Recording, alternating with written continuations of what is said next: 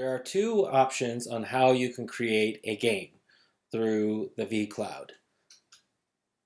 The first one is a single game, which would be for any rescheduling, postseason, or anything that just requires one game setup. The other will be a bulk schedule setup. We will go ahead and start with the first one, which is the one-time game creation. So in the the main menu, we'll click on Broadcast, and then it'll take you to the Manage Broadcast section, which, as most of you have already seen, these are the games that are your contests, not the CC2As, but yours. Over on the upper right-hand corner, you will click on Operations, and then you have those two options, the Bulk Schedule and the Create Broadcast.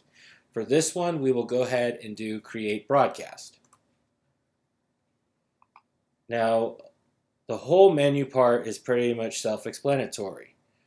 For a section, we will go ahead and use baseball as an example. The title here, we have not set any uniform, but before the July 21st, 2020, but in the past, it would be more like versus Cal State LA, and then in parentheses, the sport.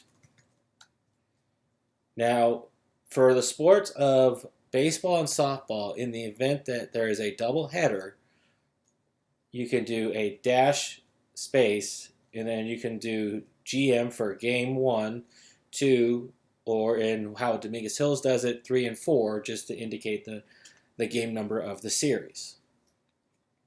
Description will display on the CC2A network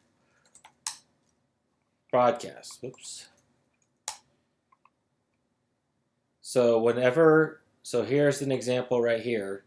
Celebration of the life for legendary Humboldt State University coach Frank Cheek. It would be placed right here. So in the event that there's a rain delay or weather delay or rescheduling or anything that you want commented, it goes right here.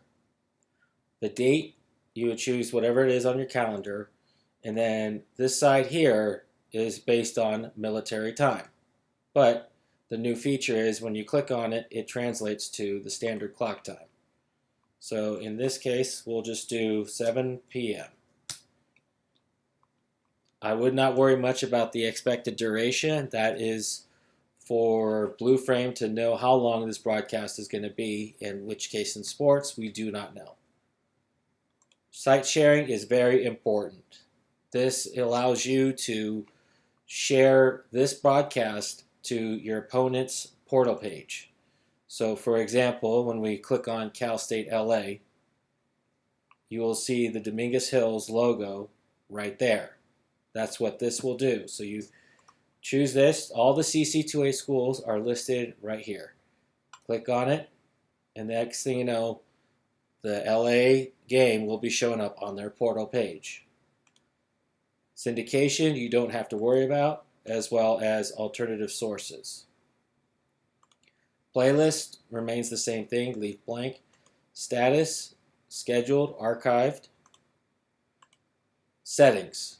Now that we are on our way to the pay-per-view model that the CC2A Executive Council agreed on, which is the Netflix model, we will use a general access. A lot of it will be set to default, so whatever Blueframe will set the pay-per-view model for us, we will use yes or use default value. If you do not want to make it a charge, just simply click no and it will be free of charge. Everything else is pretty much self-explanatory. As for the plan availability, this gives you the options of how you want the broadcast to be displayed. You could choose its standard, which would be the default, no scout, unlisted is and then unavailable is never available. For the sport of baseball and softball, in the event that we decide to hide the game in the archives, you would just choose no scout, and then you could choose when archived, and then after the date, and we'll just say July 2nd. Contact information. So This one right here is, if you're doing this under your account, this should be defaultly set. If you have someone else that is going to be doing monitoring the broadcast, you could put their contact information there. Blueframe will contact that individual if there's any problems whatsoever. Video source, you do not have to worry about that. Once everything is all set, you go ahead and hit create. Notice how you're still on the same page. Click here to return, and you will see the upcoming game on the schedule. And there it is. There's the upcoming game for Dominguez Hills and Cal State LA. If you click on the CC2A Network homepage, it is right there.